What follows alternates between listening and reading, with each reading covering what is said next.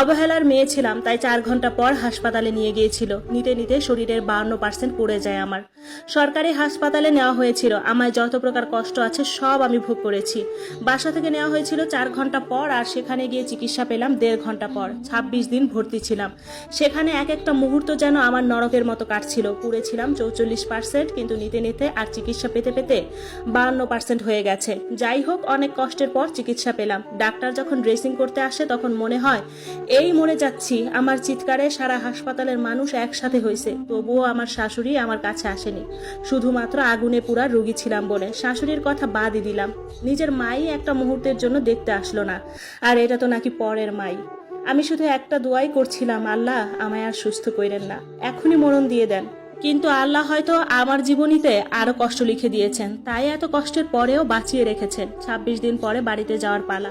Doctor বলেছেন 2 সপ্তাহ পর পর ড্রেসিং করে রাখার জন্য, আর সম্পূর্ণ জায়গা শুকানোর আগে কোনো প্রকার কাজ করতেই নিষেধ করেছে। কিন্তু যেই মাত্র বাড়িতে পা দিয়েছি সেই মাত্রই শাশুড়ি মা বলল গ্যাসটা পরিষ্কার করে ঘরটা লেপে দিতে। খুবই নিচু গলায় বললাম, মা কখনো আপনার মুখে কথা বলিনি, কিন্তু মা এখন ছোট মুখে একটা বড় কথা বলি।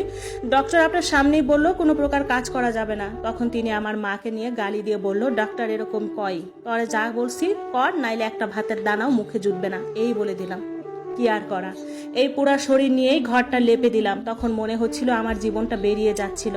তার ঠিক কিছুদিন পর আমার ড্রেসিং করার কথা। আমার শাশুড়িকে করে দিতে বলা হয়েছে, কিন্তু আমি তো ভালো করেই জানি উনি তো কখনোই দিবেন না। তাই নিজেই নিজেরটা করার জন্য ব্যান্ডেজ খুলতেছি।